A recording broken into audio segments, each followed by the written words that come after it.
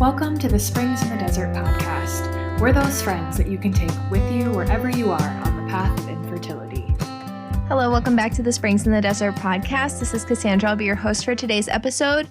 And I'm here with my favorite podcast guest ever, my husband, Mike Taylor. Welcome to the podcast. Thank you for having me. So we're talking about pilgrimage on the podcast this month and thinking about who to bring on. Wanted to do an episode on the Camino, was going to do something else, but then I thought maybe that I should just ask you, my partner in the pilgrimage that is life. So the listeners do know probably a little bit about you by now, but why don't you just tell them about yourself?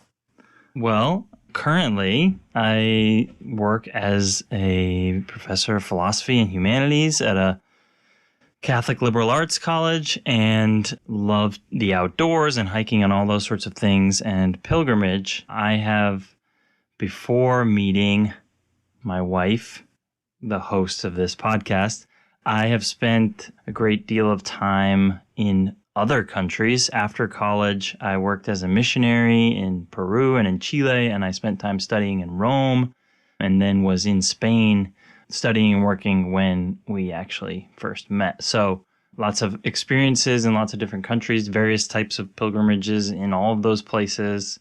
So yeah, hopefully I can bring something to the table here. Yeah. So we went and did the Camino last Holy Week, and that was really significant for us because when we first got married, we lived in Spain. We lived in Spain for years. We were there when I was getting diagnosed with cancer, and then we came home. I had my surgeries and cancer treatment, and then we went back, and then it was okay for a little while, then it was COVID, and so we ended up moving home, and we had never gotten to do the Camino, and I think you especially felt this really strong call that was something that we had to do. So why don't you just share with the listeners, what is the Camino and why was it so on your heart to do it? And just share a little bit too about how we ended up doing it, which was with a group of 21 students and faculty members and my little sister, and it was a whole big thing. Yeah, so the Camino of Santiago is an ancient Christian pilgrimage route that moves towards Santiago de Compostela in the northwestern corner of Spain in Galicia, where the tomb of St. James the Apostle was found in the Middle Ages, actually in the 7th century, I want to say. And from that time on, pilgrims started to move towards his tomb and created a network of trails and paths, and it was so developed, it became one of the most popular pilgrimage route after Jerusalem and Rome that, today it's quite famous, and you probably know someone who's done the Camino, but many of the trails, and the most common route is the French Way, which comes down across the Pyrenees along the north and runs through the north of Spain. And it's very well marked off, and lots of people do it every year. Many non-Christians do it just to have the experience. But yeah, being in Spain and just being a Catholic, I had heard about it from so many people who had done it and had amazing experiences. And the timing was just never right for us. We were always working or doing other things. And then when we weren't working, we were wanting to go home and see our family. So it just never happened while we were living in Spain. And then being at the college where I teach, I had been teaching a class. I started teaching a kind of an elective on Spanish history. So got a lot more into history of Spain and the significance of the Camino and whatnot. So it was just constantly drawing me back, as it were. And we hadn't made many plans to return to Spain. We'd finally gotten back home to the US, but with some encouragement from some of the students who said that they would really love to do it, I was encouraged to say, well, what if we give it a shot?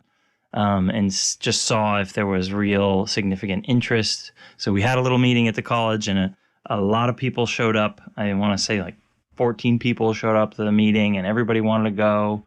And then more people just kept getting added on, like alumni and the faculty. And so it became a group of 21 in all. And the plan was to go for Holy Week and to experience that in April.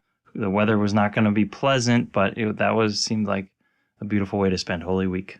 Yeah. And so just with the students and with your kind of mentorship role that you have over them, because it's a really teensy tiny college, really strong community life. And I think some of the students really look up to you. So did you see organizing this project that was taking this group out of the country during Holy Week to walk this very popular path, especially during that time of year? Did you see it as an opportunity of mentorship at all? Absolutely. Yeah. Just to hear the students say, like, we would love to go do this with you and please take us. Like, your way around Spanish.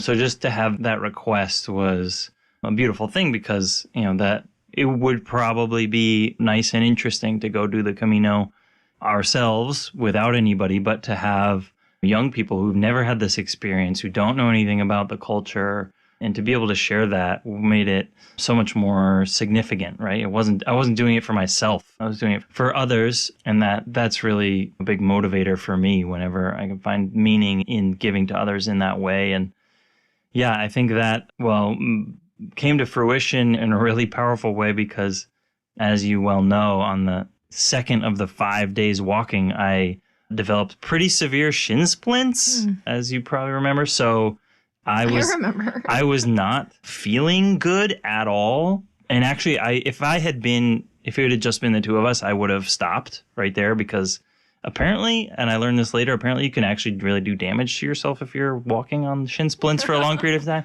But that fact wasn't clear to me, but I just thought this is painful and not fruitful. But the fact that there were other people there who relied on us and needed us, not only sentimentally, but actually needed.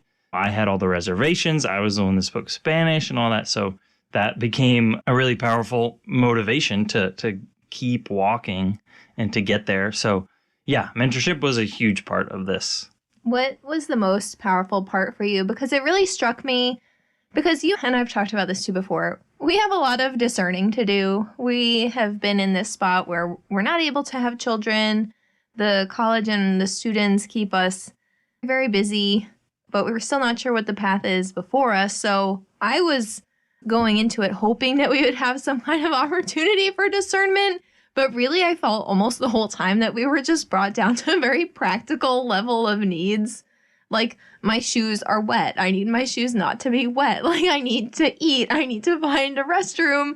And, like, there are these people here who particularly needed your help. So how do you think when you're on a pilgrimage, particularly when you're on a pilgrimage and it's not exactly what you hoped it would be, that you don't feel like you're floating in like this aura of holiness the whole time, how can we look to find the opportunities for fruitfulness there?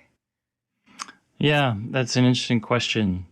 So I think pilgrimage reduces you to, like you're saying, the bare necessities, right? And it's both literal and figurative that you really can only just take the next step you have in front of you, and everything else is just hypothetical. So I think it really, if in our day-to-day you have lots of concerns and worries and thoughts and dreams about what could be and wondering, that all fell away because it was really like, okay, this is what needs to happen. This is what is happening.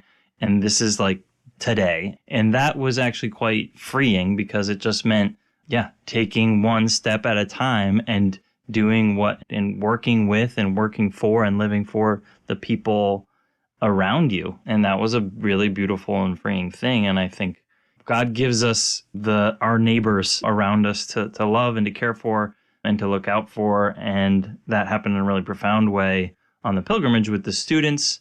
And I think that God always is pointing us in a certain direction to help those around us that we might be distracted from in getting lost in too many hypotheticals. So in that way, I thought it was a kind of simplification of life, which, was very freeing. It was just here, now, today, who are these people and what needs to happen to make this as fruitful as possible, given the circumstances. Yeah, and so we walked for 5 days. Do you know how long it would have taken to drive what we walked? I probably would have taken like a few hours. I don't know. It takes an hour and a half.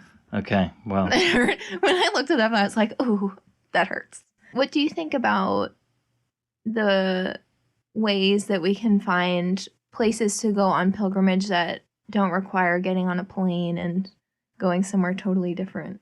Yeah. Yeah, it's funny, right? We go to the airport, get on a plane, get on buses just so that we can walk a long way. When you said that it only takes an hour and a half to drive from where we started to get to Compostela, it just made me think that if you don't take the time to deliberately give yourself the time to have an experience and you just charge forward with what you think is your destination, imagine if we just driven that hour and a half and called it a day and not had those 5 powerful days of walking the Camino with these other people and trying to find food and sleet and rain and snow and the cows and so many experiences. So I think that in our modern world, technology makes everything seem closer. Technology makes everything seem easier. And I think we are expected as the consumers that we've trained to be to just know what we want. So I think that there's something to be said for creating a space in which God can speak to you, in which you know that there will be suffering, but you don't see that suffering as something to be avoided, but absolutely as an opportunity to be purified. And now that we're in Lent, that's exactly what Lent is in a lot of ways. So I like to preserve the notion of a true pilgrimage as a walking pilgrimage, and there are ways to do that, but just taking the time and setting out a day or a weekend to go to a holy place. And especially where we were in this church in Boston, you mentioned the crutches and things on the wall. The classical name for those are the ex votos, that people who have received answered prayers go and leave commemorations of those graces for others to see, to encourage them. It's such a powerful, beautiful thing. So yeah, setting out, it really brings up the question of what is the goal, right? What is the goal? Just to get there? If the fastest way to get there is to Uber there, is that the way you should do it? Or should you actually just say a prayer and set out from the other side of the city or whatever it may be, right? So I think it just brings up the question of how are you creating space in your life for God to manifest himself through his providence? And how are you allowing space in your life to not have the answers, right? So to just reflect on the moment and the circumstances and the present, and to just be in the present.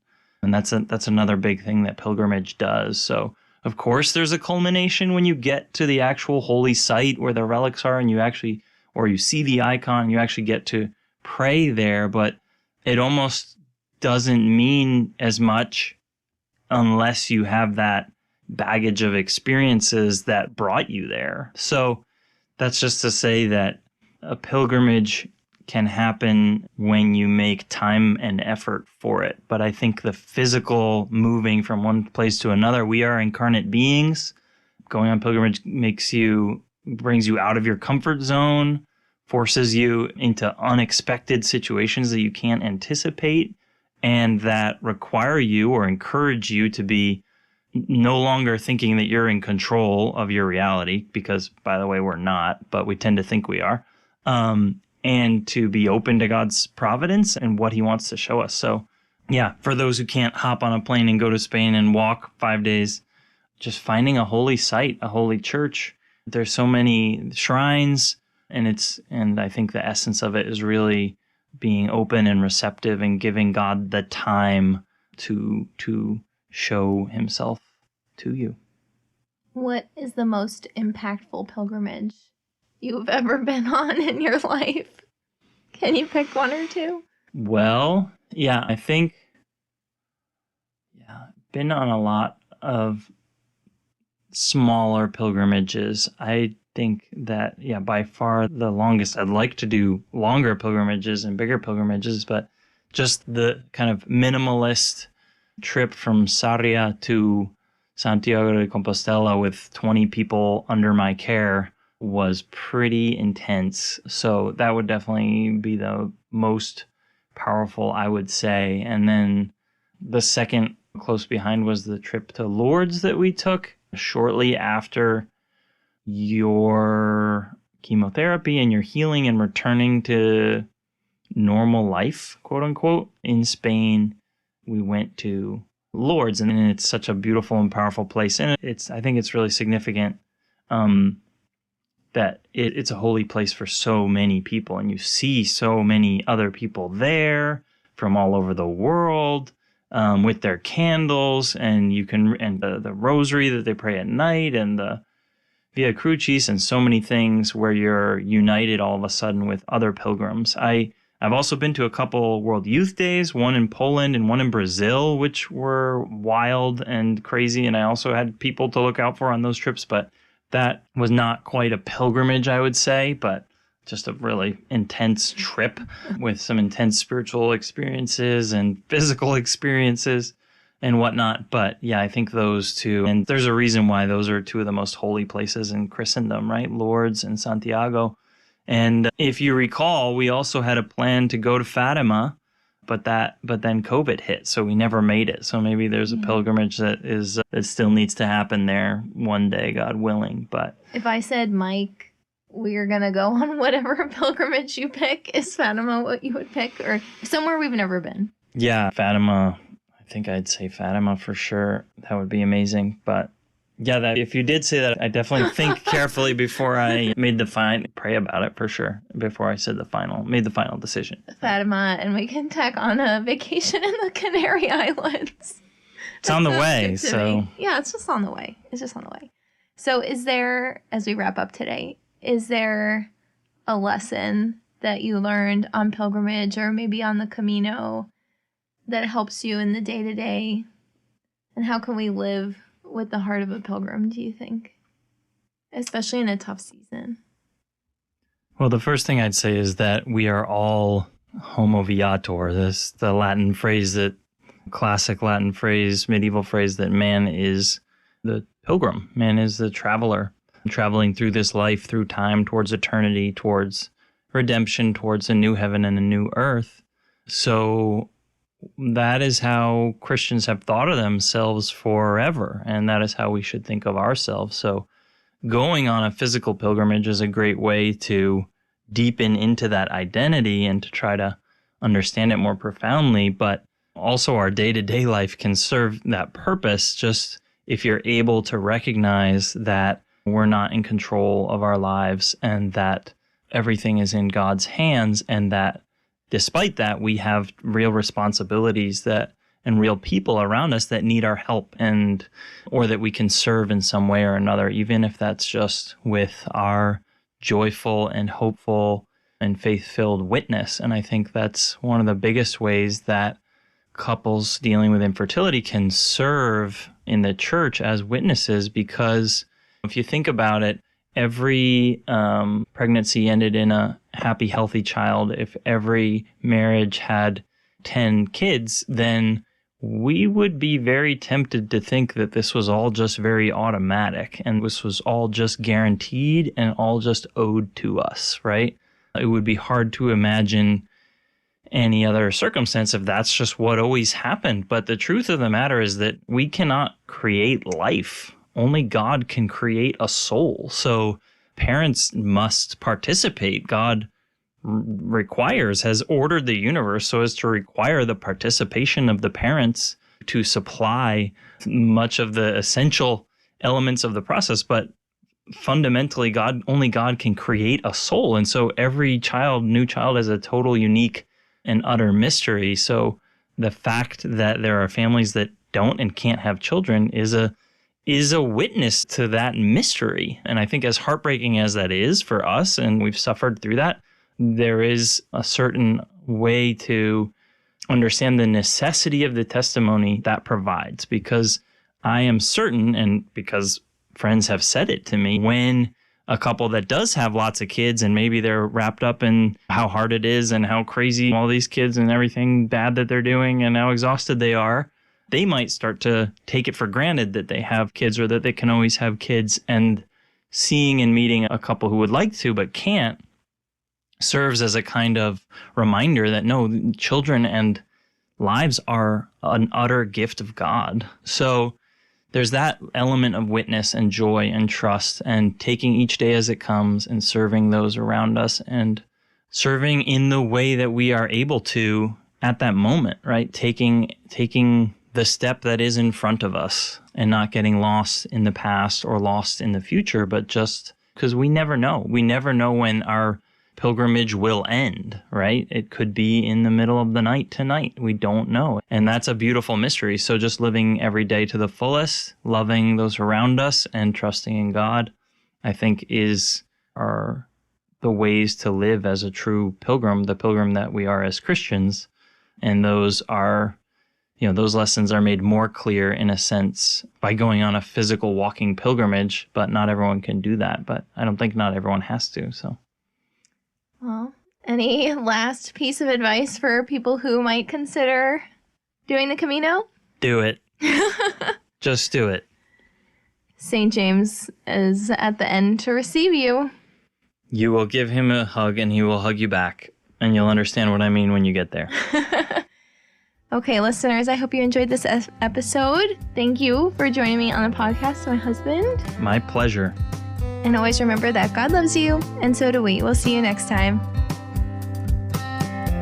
Thank you so much for joining us for this Springs in the Desert podcast episode. We would be so grateful if you took a minute to rate and review us so that we can reach more listeners. Don't forget to check out our social media pages on Facebook and Instagram, and go to our website, springsinthedesert.org, where you can sign up for our newsletter and community prayer list, read our blog, and register for virtual and in-person events. Most importantly, remember that God loves you so much, and so do we.